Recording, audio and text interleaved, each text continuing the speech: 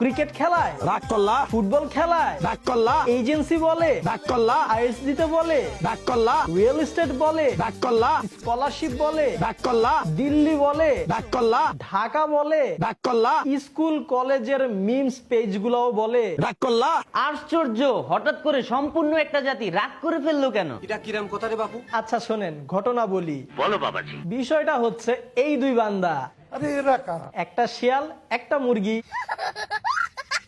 আসলে এই চিকু খান হচ্ছে কবিরাজ, আর আমাদের এই মোটা ভাই হচ্ছে আমজনতা। তো আমাদের কবিরাজ সাহেব আমজনতার হাত ধরে তার অতীত বিশ্লেষণ করতেছিল।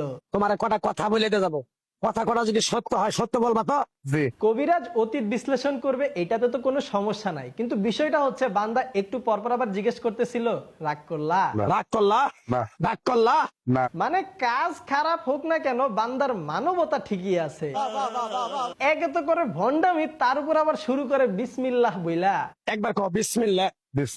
এই হচ্ছে রাগ করলার কাহিনী। ফুল ভিডিও নিয়ে কথা বললাম না, কমেন্ট বক্সে ফুল ভিডিওর লিঙ্কটা দিয়ে দিলাম। বিসমিল্লাহ বলার সাথে সাথে তুই আমারে 500 টাকা দিবি, তোর এক টুকরা গাছ দিয়ে যাবো। আমি কিতার মধ্যে আমি টেকা ডালতাছি। কি আপনারা আবার এই জন্য রাগ করলেন নাকি? রাগ করেন নাই?